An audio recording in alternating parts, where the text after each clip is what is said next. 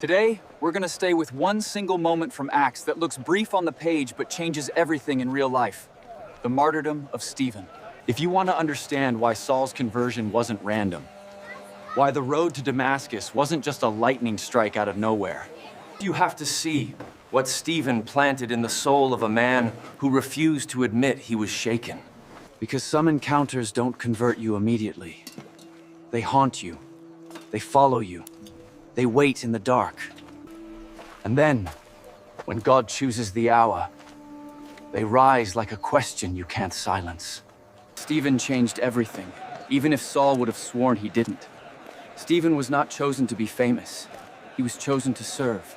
Acts introduces him as one of the first deacons, appointed in the church's earliest growing pains, when the community had to make sure widows weren't forgotten. That detail is deeply Catholic. The first administrative problem of the church is not about influence, it's about charity. The apostolic mission is immediately tied to concrete love. Stephen's holiness begins in something ordinary. Responsibility, fairness, and the quiet work of mercy. He wasn't auditioning for a platform, he was saying yes to a need. But that yes became a doorway. Because when a life is surrendered to Christ in the small things, it becomes available for the big things. Stephen's ministry doesn't stay hidden. He speaks, and he speaks with a clarity that threatens people who are invested in control. Acts says opponents could not withstand the wisdom and the spirit with which he spoke. That sentence matters. They couldn't withstand it. Not because Stephen was aggressive, not because he had sharper insults, but because truth was present with the authority of holiness. And here is the first reason Stephen changes everything. He reveals that there is a kind of truth you can't defeat with a clever argument. When someone speaks from communion with God, when someone speaks with a clean heart, You can attack their words, but you can't easily erase the weight behind them. That weight is what unsettles Saul's world. And when people can't refute holiness, they often reframe it. Stephen is accused of blasphemy, accused of speaking against Moses, against the law, against the temple. In other words, accused of tearing down the spiritual architecture holding Israel together. And you have to remember the pressure of Jerusalem under Rome. Religious disturbance is not only theology, it's danger. When crowds surge, Rome crushes. When false messiahs multiply, people die. Fear is always near religious violence, even when it wears righteous clothing. Stephen is brought before the council, and Acts gives us an almost surreal detail. His face was like the face of an angel. Scripture is telling you something supernatural is happening before anyone throws a stone. The council expects a man who looks cornered. Instead, they see a man who looks free. That is the second reason Stephen changes everything. He introduces a new kind of courage into the public square. Courage that doesn't come from power, but from belonging. In Catholic life, the saints are not brave because they're tough. They're brave because they're held. They are brave because they are not alone. Stephen's calm is not a personality trait. It's a fruit of communion. Then Stephen gives his long speech, and even if you don't remember every line, the pattern is unmistakable. He walks through Israel's story, Abraham, Joseph, Moses, the prophets, and he shows a rhythm. God is faithful, God speaks, God saves, and again, hearts resist. Stephen is not rejecting Israel. He is reading Israel honestly. He's showing that God's presence has never been trapped inside one building, and that people can honor holy things while quietly resisting the Holy One. That is an uncomfortable truth for any religious person. And then Stephen does what proud hearts cannot tolerate. He holds up a mirror. He names the resistance. He names the hardness. He names the way religion can become a shield against conversion. And you can feel the room turn. Acts says they are enraged. They grind their teeth. They stop listening. When a heart is threatened, it doesn't always argue. Sometimes it simply refuses. Then comes the line that detonates everything. Stephen says he sees the heavens opened and the Son of Man standing at the right hand of God. Jesus, crucified, rejected, executed, is alive, exalted, and throned. Stephen places Jesus exactly where Israel's hope belongs. For the council, that is unbearable. For Saul, that is intolerable. Because if Stephen is right, then Saul's entire system collapses. If Jesus is Lord, then Saul's certainty becomes blindness. If Jesus is alive, then Saul is not defending God. He is fighting God. That's why Stephen's witness is so dangerous. It forces a choice. Either Jesus is dismissed and silenced, or everything changes. They drag Stephen out and stone him. And then Acts gives us the detail that should freeze you.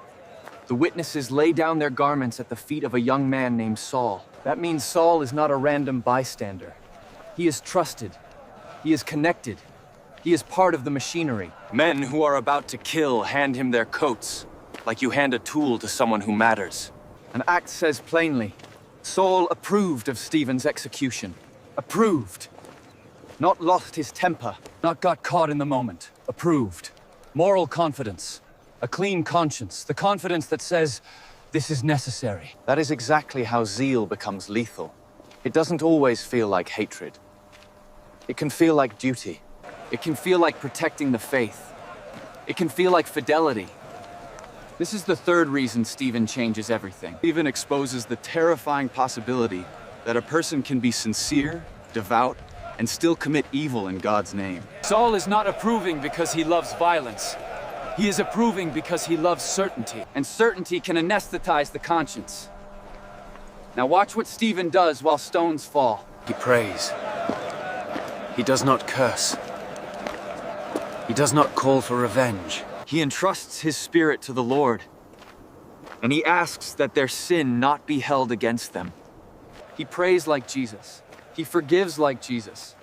Stephen is not performing morality, he is participating in Christ. And this is where the Catholic tradition understands martyrdom as more than dying for an idea. Martyrdom is witness. Witness to the living Lord. So real that even death cannot steal your love. Stephen dies forgiving. That is not weakness. That is sanctity. That is power of a different order. And Saul sees it. Saul sees a man's face lifted toward heaven while his body is destroyed. Saul hears forgiveness spoken over killers. Saul witnesses the kind of mercy you cannot explain away as naivete. And that experience is not neutral. Even if Saul's mouth says good, his memory has received a seed. This is the fourth reason Stephen changes everything. He plants a question in Saul that cannot be erased. You can jail people. You can scatter communities. You can silence voices. But you cannot unsee what you've seen. You cannot unknow a holiness that looked back at you while you approved its death. You cannot erase the sound of forgiveness. And because Saul refuses surrender, the seed becomes a splinter, a hidden irritation. Something he will try to outrun. After Stephen, Acts says persecution breaks out and Saul becomes relentless. He ravages the church, entering house after house, dragging off men and women, committing them to prison. Notice the phrase, men and women. Families. Ordinary believers. People gathering in living rooms, praying, breaking bread, trying to live the Beatitudes. Saul is not fighting an army, he is hunting a community. And here is the bitter irony. Stephen's death, which Saul thinks is containment, becomes expansion. Acts tells us the believers are scattered, and wherever they go, they preach. The martyr's blood becomes seed. The attempt to silence becomes a megaphone. Saul thinks he is crushing a movement. Instead, he is pushing it outward into new cities, new homes, new hearts. This is the fifth reason Stephen changes everything. Stephen's death becomes a hinge for the church's mission. Jerusalem does not remain the only center. The gospel goes public. The road is opened. Roads Saul will later travel, not as a hunted, but as an apostle. Even Saul's violence is used by God to move the story forward. That doesn't excuse the violence. It reveals providence. God can draw good even from what is wicked. And now we have to say something painful and honest for Catholics today. Stephen's story is not given to us so we can point at Saul and feel superior. It's given to us as a warning and a remedy. Because Saul is not only out there, Saul is a temptation in here. We can become people who defend truth without charity. We can become people who treat others as threats instead of souls. We can become people who confuse aggression with courage and contempt with clarity. We can build an identity around being right and call it holiness. Stephen interrupts that counterfeit. Stephen shows what fidelity looks like when it has been purified by communion with Christ. He speaks truth, and he keeps love. He does not compromise, and he does not harden. He does not surrender doctrine, and he does not surrender mercy. That is Catholic courage. Truth without cruelty, conviction without contempt, clarity with a clean heart. If you want to know why Stephen changed everything, look at what he reveals about Jesus. Stephen sees Christ standing. Many have wondered why standing, not seated. We don't need to force symbolism, but we can feel the truth. Heaven is not indifferent. Jesus is not distant. The risen Lord is present, attentive, engaged. The martyr is not abandoned. Christ receives him, and that changes the logic of suffering forever. Stephen suffers, but he is not alone. That is why his face can be peaceful. That is why he can forgive. Forgiveness, in the Catholic understanding, is not merely a moral achievement. It's a grace. It's participation in the heart of Christ. You don't manufacture it by sheer will. You receive it by communion. Saul is still outside that communion. He has ideas about God. He has a system. He has principles. But he does not yet have Jesus as living Lord. Stephen does. That is the difference between religion as a structure and faith as a person. And if you've ever wondered how someone can do terrible things while thinking they're faithful, Saul and Stephen show you the answer. When God is reduced to a concept, your concept can be used to justify almost anything. But when God is encountered as Jesus, crucified and risen, your heart is confronted. Your pride is exposed. Your hatred is disarmed. Not instantly, not always easily, but truly. Stephen's witness is an invitation to meet Christ personally, not merely to inherit religious identity. Now let's come back to Saul. Why doesn't he break that day? Why doesn't he fall to his knees at Stephen's prayer? Because conversion costs. If Saul admits Stephen's holiness, he has to admit something else. That his own zeal might be wrong. And that threatens everything.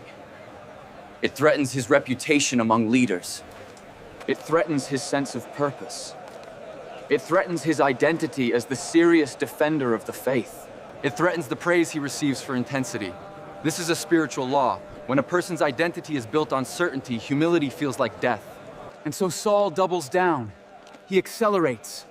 He becomes more organized, more official, more relentless. Not because he is unbothered, but because he is bothered, and he cannot afford to admit it.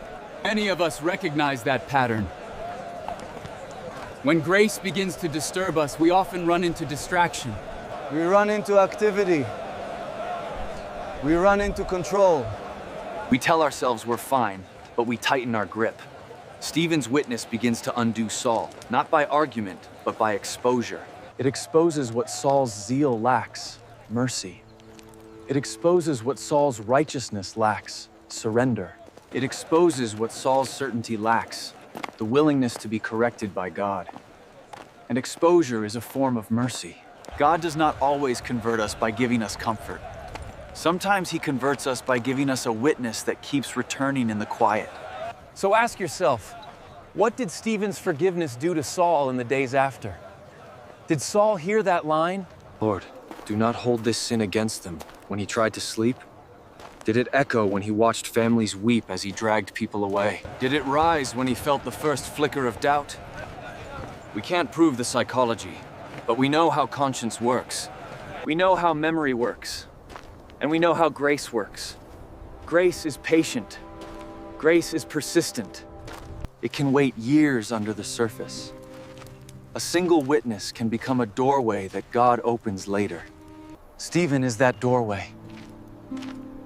This is also why Stephen changes everything for you and me. Because Stephen shows that a faithful life is never wasted, even when it looks like defeat. In the moment, Stephen's death looks like failure. A holy man silenced. A good life ended. But in God's economy, it is the beginning of multiplication. The church is scattered and grows. The gospel goes outward. And the most shocking fruit is this. The man who approves Stephen's death will become the man who preaches Christ to the nations. Stephen's prayer is not the whole cause of Saul's conversion. Jesus is. But Stephen's prayer is part of the ground God prepares. That is Catholic hope. No act of love disappears. No witness is wasted. No prayer offered in mercy is lost. You may never see the result. You may die before the fruit appears. But heaven keeps record of mercy. And God knows how to bring seed to harvest. If you're someone who has been hurt by religious certainty, judged, dismissed, labeled, Stephen also offers you a strange kind of healing. He doesn't deny the reality of harm. He doesn't pretend persecution isn't evil. But he shows that your enemies are not beyond grace. But it does protect your heart from becoming what wounded you. Forgiveness in Catholic life is not saying it didn't matter. It is saying, I will not let your sin define my soul. Stephen chooses freedom. And his freedom becomes a weapon against darkness, more powerful than stones. Now, before we end, let's make it practical. How do we avoid becoming Saul? Not by becoming indifferent. Not by watering down truth. Catholics are not called to relativism.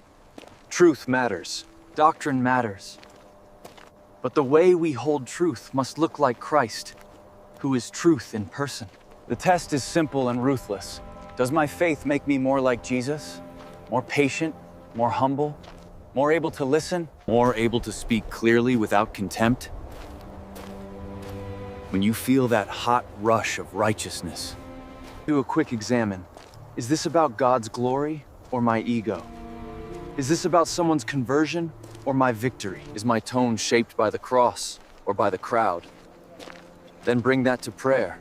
Bring it to confession when needed. Confession is where zeal is purified.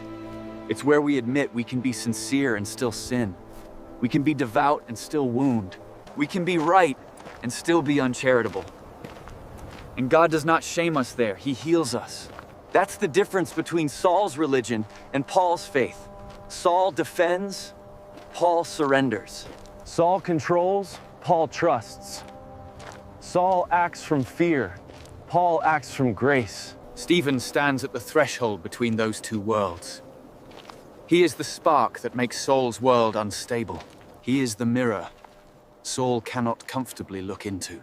He is the witness that makes the road to Damascus inevitable. Because once grace has planted a seed, God does not abandon the story.